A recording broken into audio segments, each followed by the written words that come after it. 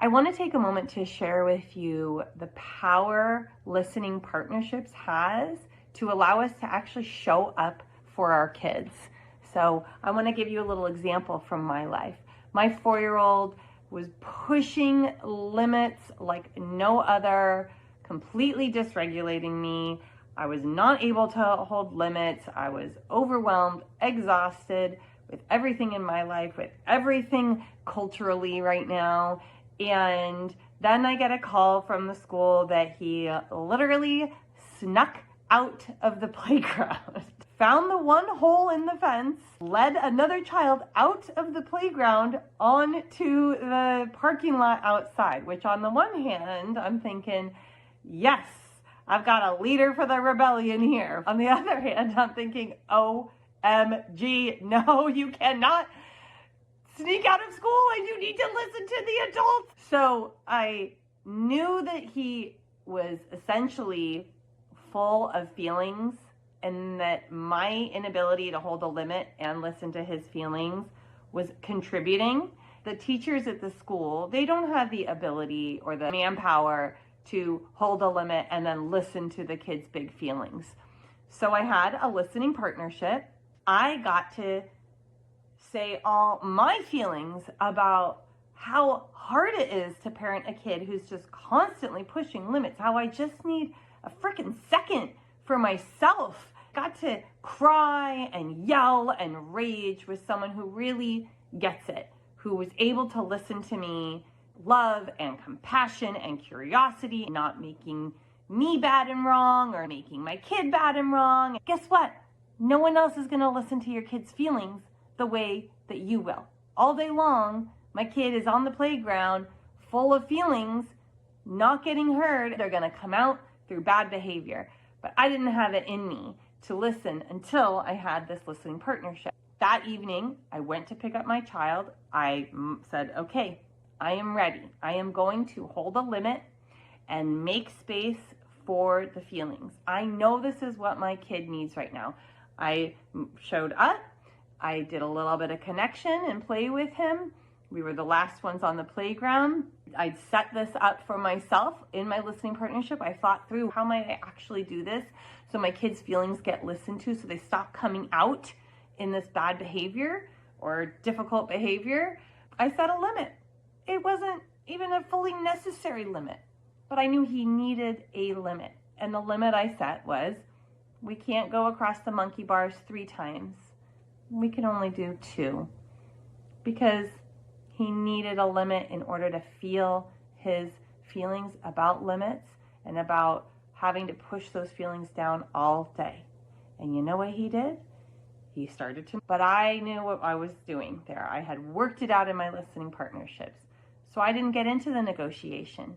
I knew it didn't matter. If I said, okay, you can do 3, he would find something else to push the limit about. I knew that because that's what was happening again and again and again for days and days and days. I need someone to actually hold a limit with me so I can feel my feelings and get them out about all this that I'm holding. So I could have said, okay, you can do 3, but then there would have been something else I would have needed to hold the limit about. And I knew that already. So I said, no, we can't do just 3. I know you'll be real quick. We can only do 2. And he started to melt down. Big tears, laying on the ground, trying to run away from me. And I stayed close and I held him and I said, you really want to do 3? Leave me alone, leave me alone, leave me alone, he said. I said, I can't leave you alone with these feelings. I worry that you'll feel lonely. Leave me alone! I can't let go of you right now because you'll run off and that's not safe. I won't run off. I'm just listening. I won't run off. I won't run off. Listening, thinking, okay, yeah, maybe he does need me to let go of him a little bit right now. That's what happens when we're able to listen to our children's feelings in this way as we gain intelligence as well. And I realized in that moment, he does need a little space. At first, he needed me to not let him run. Then he did need me to let go of him. So I said, okay, but I'm going to be right here. And he laid down, cried, and then ran to the play structure that was right next to us, wasn't far. Ran up to the top of it, plopped himself down and said, "Ah!" And then took a really big breath. And I thought to myself, that is the nervous system showing me this is working, this is helping. That deep breath showed me that those feelings were allowing him to release something. So I just sat and I listened. And then he came over to me and he tried to get something he wasn't supposed to get. He tried to roll it up to the monkey bars to get up and climb it. You can't do that. So he needed me to hold another limit. He was saying, I got more feelings about these limits. I need help with them. I need help with the feelings about these limits. Please hold this limit for me so that I can have my feelings. So he came to the tire. I ran over to it and I said, I can't let you take the tire. And then I listened. I just listened. I know you want the tire. And he said, more feelings. And I just listened and I came close. Love you. I love you. And that's the attitude that I was able to hold. I couldn't have held that the day prior. Even if I watched this video, you probably watched this video feeling bad about yourself. I stopped watching parenting videos. They just make me feel bad about my parenting. I couldn't have done that if I hadn't had the actual emotional support to cry and rage about how freaking hard it is to parent. I couldn't just do that. I love you. I needed to rage about, oh my God, I have nothing in me. When I did get that listening, I did have the ability. We all do. We all have the ability to do that. We might need 20 hours of raging, crying, listening before we can do one little inkling of that. That is fine. That is normal. That is healthy in the society that we are living in. We need to cry and be angry about a lot of things.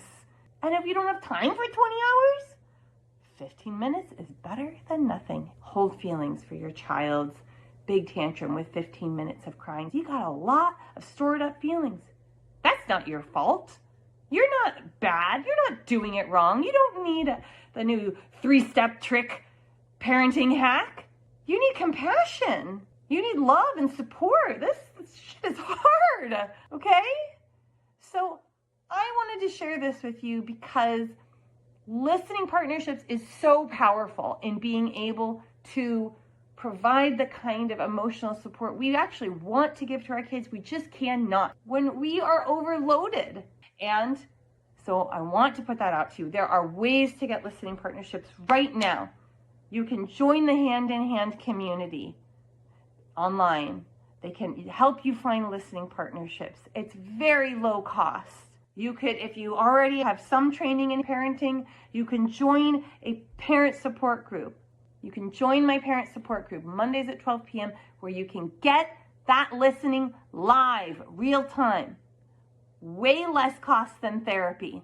1/6 of the cost of therapy, but very therapeutic. And maybe you don't have time for that, or you don't have money for that. Maybe there's a friend who you can call.